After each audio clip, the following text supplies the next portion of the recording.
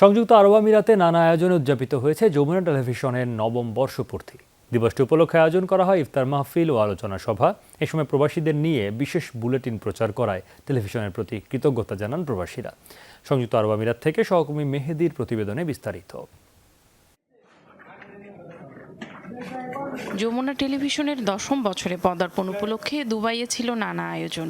যমুনা টিভির দর্শক ফোরামের উদ্যোগে সাধারণ প্রবাসীদের সৌজন্যে আয়োজন করা হয় ইফতার মাহফিল।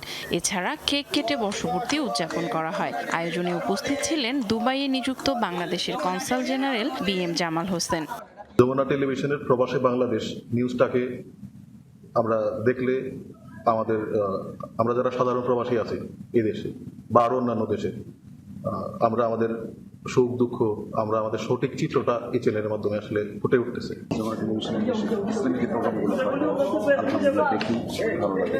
আজকে একটা মাহফিল থেকে যমুনা টেলিভিশনের সকলকে অভিবাদন এবং মোবারকবাদ জানাচ্ছি। এছাড়া দূতাবাসের মহিলা সংগঠনের নেত্রীরাও আলাদাভাবে কেক কেটে যমুনা টিভির বর্ষপূর্তি উদযাপন করেন। প্রবাসীদের জন্য এবং বাংলাদেশিদের জন্য অত্যন্ত স্বচ্ছভাবে নিউজগুলো করে থাকে। এজন্য যমুনা টিভিকে আমার এবং প্রবাসীদের পক্ষ থেকে আন্তরিক অভিনন্দন জানাই।